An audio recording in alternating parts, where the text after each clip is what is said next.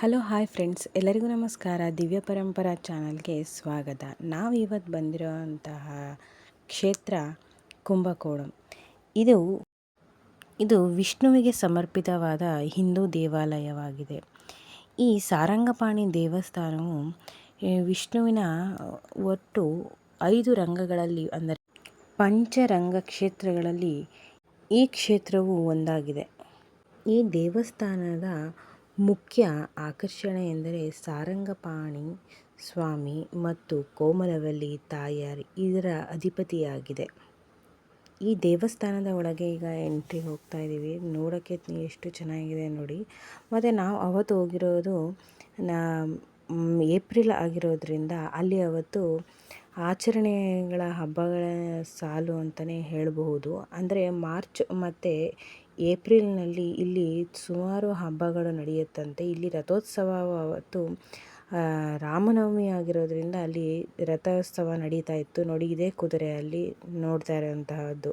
ನಾವೀಗ ದೇವಸ್ಥಾನದ ಒಳಗೆ ನೋಡಿದ್ವಲ್ಲ, ಇದೇ ರಥದ ಕುದುರೆ ನೋಡಿ. ಈಗ ದೇವಸ್ಥಾನದ ಒಳಗೆ ಗರುಡಗಂಬದ ನಂತರ ನೋಡಿ ಈ ಕಡೆ ಇಲ್ಲೊಂದು ದೇವರು. ಒಂದೊಂದು ದೇವಸ್ಥಾನಗಳಲ್ಲಿ ನೋಡಿ ರಥೋತ್ಸವದ ಒಳಗಡೆ ಅದರದೇ ಆದಂತಹ ಮಹತ್ವ ಇರುವಂತಹ ದೇವರ ಕೆತ್ತನೆಗಳನ್ನು ಮಾಡಿ ಅಲ್ಲಿ ನಡೆಯುವಂಥ ವಿಶೇಷತೆಗಳನ್ನು ಅದರಲ್ಲಿ ಬರೆದಿದ್ದಾರೆ ನೋಡಿ. ಇದು ಗರುಡಗಂಬದಿಂದ ಮುಂದೆ ಹೋಗ್ತಾ ಇದ್ದರೆ ದೇವಸ್ಥಾನಕ್ಕೆ ಎಂಟ್ರಿ. ಅಂದರೆ ಅವತ್ತೆಲ್ಲ ಡೆಕೋರೇಷನ್ ಎಲ್ಲ ಮಾಡಿ ಈ ದೇವಸ್ಥಾನಕ್ಕೆ ರಥೋತ್ಸವಕ್ಕೆ ರೆಡಿ ಮಾಡ್ಕೊತಾ ಇದ್ರು. ದೇವಸ್ಥಾನದ ಒಳಗೆ ಸಾರಂಗಪಾಣಿ ಕೋಮಲವಲ್ಲಿ ಈ ದೇವಸ್ಥಾನದ ಮುಖ್ಯವಾಗಿ ನಡೆಯುವಂತಹ ಉತ್ಸವ ನಾಳೆ ನಡೀತಾ ಇತ್ತು. ಅಂದರೆ ರಾಮನವಮಿ ದಿನ ನಡೀತಾ ಇತ್ತು ನೋಡಿ. ಇದು ಸಾರಂಗಪಾಣಿ ಮತ್ತು ಕೋಮಲವಲ್ಲಿ ದೇವಸ್ಥಾನದಿಂದ ಹೊರಗೆ ಬಂದ್ವಿ. ಮತ್ತು ಅಲ್ಲಿಂದ ಮುಂದೆ ನಾವು ಆದಿಕುಂಬೇಶ್ವರ ದೇವಸ್ಥಾನಕ್ಕೆ ಹೋಗೋಣ ಅಂತ ಹೋಗ್ತಾ ಇದ್ವಿ.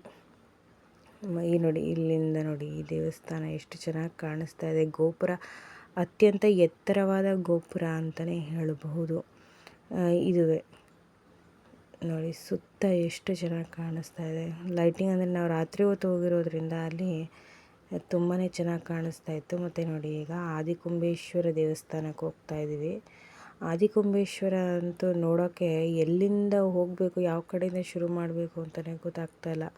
ಅಂದರೆ ಈಗ ಅಲ್ಲಿಂದ ಬಂದು ನಾವು ಸಾರಂಗಪಾಣಿ ದೇವಸ್ಥಾನದಿಂದ ಮುಂದೆ ಬಂದು 1 ಕಿಲೋಮೀಟರ್ ಇಲ್ಲಿ ಆದಿಕುಂಬೇಶ್ವರ ದೇವಸ್ಥಾನ ಇದೆ. ಆದಿಕುಂಬೇಶ್ವರ ದೇವಸ್ಥಾನ ಗೋಪುರ ಅಂತೂ ಇಲ್ಲಿ ಕಾಣೋದೇ ಇಲ್ಲ. ಇಲ್ಲಿ ದೇವಸ್ಥಾನಕ್ಕೆ ಒಳಗಡೆ ಹೋಗಬೇಕು ಅಂದರೆ ಸುಮಾರು ಒಳಗಡೆ ಕಂಬಗಳು ಮತ್ತು ಗೋಪುರಗಳು ಮತ್ತು ಅದು ಮಂಟಪಗಳನ್ನೆಲ್ಲ ಫುಲ್ಲು ಶಾಪಿಂಗ್ ಕಾಂಪ್ಲೆಕ್ಸ್ ಥರ ಮಾಡ್ಕೊಂಡ್ಬಿಟ್ಟಿದ್ದಾರೆ ಅಲ್ಲಿ. ಒಳಗಡೆ ಹೋಗ್ತಾ ಇದ್ರೆ ನೋಡಿ ನೀವೇ ಇಲ್ಲಿ ನೋಡಿ, ಇದು ಆದಿಕುಂಬೇಶ್ವರ ದೇವಸ್ಥಾನಕ್ಕೆ ಹೋಗುವಂಥ ಜಾಗ. ಅಲ್ಲಿ ನೋಡಿ, ಇಲ್ಲಿ ಸುತ್ತಮುತ್ತ ಮಳಿಗೆಗಳೇ ಕಾಣಿಸುತ್ತೆ. ಅಂದರೆ ದೇವಸ್ಥಾನಕ್ಕೆ ಎಂಟ್ರಿ ಆಗ್ತಿರೋದೇ ಇದಕ್ಕೆ ಆದಿಕುಂಬೇಶ್ವರ ದೇವಸ್ಥಾನಕ್ಕೆ. ಅಲ್ಲಿ ಸುತ್ತ ಫುಲ್ಲು ಬರೀ ಮಕ್ಕಳ ಆಟಿಕೆಗಳಾಗಿರಬಹುದು, ದೇವಸ್ಥಾನಕ್ಕೆ ಸಂಬಂಧಪಟ್ಟಂತಹ ದೇವರ ವಿಗ್ರಹಗಳು, ಮಾಮೂಲಿ ಶಾಪಿಂಗ್ ಕಾಂಪ್ಲೆಕ್ಸಲ್ಲಿ ಏನೇನು ಸಿಗುತ್ತೋ ಅದೇ ಥರ ಗೊಂಬೆಗಳು, ಪ್ರತಿಯೊಂದು ಒಂದು ದೊಡ್ಡ ಕಾಂಪ್ಲೆಕ್ಸ್ ಥರ ಆಗೇ ಬಿಟ್ಟಿದೆ ಅಲ್ಲಿ. ಅಲ್ಲಿಂದ ನಾವು ಒಳಗಡೆ ಹೋಗ್ತಾ ಇದ್ದರೆ ಆದಿಕುಂಬೇಶ್ವರ ದೇವಸ್ಥಾನ. ಅಂದರೆ ಸೃಷ್ಟಿಯ ಉಗಮಕ್ಕೆ ಕಾರಣವಾದ ಶಿವನ ಒಂದು ಅವತಾರವಾಗಿರುವಂತಹ ಶ್ರೀ ಆದಿಕುಂಬೇಶ್ವರ ದೇವಸ್ಥಾನಕ್ಕೆ ನಾವು ಇವಾಗ ಹೋಗ್ತಾ ಇದ್ದೀವಿ ನೋಡಿ. ಇದೇ ಒಳಗಡೆ ಹೋಗುವಂತಹ ಜಾಗ ನೋಡಿ. ಮುಂದೆ ಹೋಗ್ತಾ ಇದ್ದರೆ ಆದಿಕುಂಬೇಶ್ವರ ದೇವಸ್ಥಾನ ಸಿಗುತ್ತೆ ಅಲ್ಲಿ. ಈ ಒಳಗಡೆ ಎಂಟ್ರಿ ಆದ್ವಿ. ಇದು ಚೋಳರ ಕಾಲದ ವಾಸ್ತುಶಿಲ್ಪವೇ. ಇದನ್ನು ವಿಜಯನಗರ ಸಾಮ್ರಾಜ್ಯದ ಶ್ರೀ ಕೃಷ್ಣದೇವರಾಯರು ಇದನ್ನು ಅಭಿವೃದ್ಧಿ ಮಾಡಿದ್ರು ಅಂತ ಇತಿಹಾಸ ಇದೆ ನೋಡಿ ಫ್ರೆಂಡ್ಸ್. ಇದು ಒಳಗಡೆ ಕಂಬಗಳು ಮತ್ತು ಇಲ್ಲಿಂದ ಮುಂದೆ ಹೋಗ್ತಾ ಇದ್ದರೆ ದೇವಸ್ಥಾನಕ್ಕೆ ಪ್ರತಿಯೊಂದು ವಾಸ್ತುಶಿಲ್ಪನೇ ಅಂತಲೇ ಹೇಳ್ಬೋದು. ತುಂಬಾ ಅದ್ಭುತವಾಗಿ ಕಾಣಿಸುತ್ತೆ. ನಾವು ರಾತ್ರಿ ಹೊತ್ತು ಹೋಗಿರೋದ್ರಿಂದ ಅಷ್ಟಾಗಿ ಲೈಟು ಅಷ್ಟು ನೋಡಿ. ಈ ಕಡೆ ಕಾಣಿಸ್ತಿದೆಯಲ್ಲ, ಇಲ್ಲೆಲ್ಲ ಜನ ಎಲ್ಲ ಕೂತಿರೋದು ನೋಡಿ. ಈ ಕಡೆ ಸೈಡಲ್ಲಿ ಅಂದರೆ ಈ ದೇವಸ್ಥಾನವು ಬೆಳಗ್ಗೆ 6 ಗಂಟೆಯಿಂದ 12:30 ತನಕ ಓಪನ್ ಇರುತ್ತೆ. ಮತ್ತು ಕ್ಲೋಸ್ ಆಗಿ 4 ಗಂಟೆಯಿಂದ 9 ಗಂಟೆ ತನಕನೂ ಓಪನ್ ಇರುತ್ತೆ ಈ ದೇವಸ್ಥಾನಕ್ಕೆ. ಮತ್ತು ಇಲ್ಲಿ ಆನೆ ಇದೆ ನೋಡಿ. ಇಲ್ಲಿ ಎಲ್ಲರೂ ನೋಡೋಕ್ಕೆ ಹೋಗ್ತಾ ಇದ್ದೀವಿ ಆನೆ.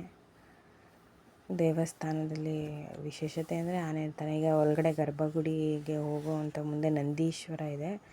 ನಂದೀಶ್ವರ ಇಲ್ಲಿ ಶಿವನ ಆದಿಕುಂಬೇಶ್ವರ ಮತ್ತು ಪಾರ್ವತಿಯನ್ನು ಮಂಗಳಾಂಬಿಕಾ ಎಂದು ಪೂಜಿಸೋದು ವಿಶೇಷ ಈ ದೇವಸ್ಥಾನದಲ್ಲಿ. ಮತ್ತು ಇದಕ್ಕೆ ಕುಂಭಕೋಣಂ ಅಂತ ಯಾಕೆ ಹೆಸರು ಬಂತು ಅಂದರೆ, ಕುಂಭ ಅಂದರೆ ಮಡಿಕೆ, ಕೋಣಂ ಅಂದರೆ ಅದು ವಾಲಿರೋದು ಅಂತ. ಅಂದರೆ ಈ ಅರ್ಥದಲ್ಲಿ ಹೇಳೋದನ್ನ ಕುಂಭಕೋಣಂ ಅಂತ ಇಲ್ಲಿಗೆ ಹೆಸರು ಬಂತು.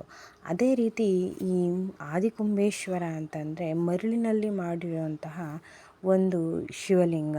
ಇದು ಹೇಗೆ ಇದು ಈ ರೀತಿ ಹೆಸರು ಬಂತು ಅಂತಂದರೆ, ಸೃಷ್ಟಿಯ ಉಗಮಕ್ಕೆ ಕಾರಣ ಆಗಿರೋದ್ರಿಂದ ಈಶ್ವರನನ್ನು ಒಂದು ತಾನೇ ತಯಾರಿಸಿದಂತಹ ಒಂದು ವಿಗ್ರಹ ಅಂತಲೇ ಹೇಳ್ಬೋದು. ಇದಕ್ಕೆ ಯಾವುದೇ ರೀತಿಯಾದಂತಹ ಅಭಿಷೇಕಗಳು ನಡೆಯೋದಿಲ್ವಂತೆ ಈ ದೇವಸ್ಥಾನದಲ್ಲಿರುವಂತಹ ವಿಗ್ರಹಕ್ಕೆ. ಈ ಆದಿಕುಂಬೇಶ್ವರ ವಿಗ್ರಹದ ವಿಶೇಷತೆಯೇ ಅದು ದೇವಸ್ಥಾನದ ವಿಶೇಷತೆ ಅಂತಲೇ ಹೇಳ್ಬೋದು. ನೋಡಿ, ಇದು ಆದಿಕುಂಬೇಶ್ವರ ಮತ್ತು ತಾಯಿ ಮಂಗಳಾಂಬಿಕಾ ಸೃಷ್ಟಿಯ ವಿನಾಶದ ನಂತರ ಅಲ್ಲಿ ಬ್ರಹ್ಮದೇವರು ಬ್ರಹ್ಮಾಂಡದ ವಿಸರ್ಜನೆ ಆಗುತ್ತಲ್ಲ ಅಂತ ಶಿವನನ್ನು ಕೇಳಿದಾಗ ಶಿವನು ತನ್ನ ಮರಳಿನಿಂದ ಲಿಂಗವನ್ನು ಮಾಡಿ ಶಿವನ ಬಾಣದಿಂದ ಅದನ್ನು ಪ್ರಭಾವಿತವಾಗುತ್ತಂತೆ. ನಂತರ ಅದಕ್ಕೆ ಸೃಷ್ಟಿಯ ಬೀಜಗಳನ್ನು ತುಂಬಿ ಅದು ಹರಡುವಂತೆ ಮಾಡಿ ಅದಕ್ಕೆ ಅಮೃತವನ್ನು ತುಂಬಿದ್ರಂತೆ.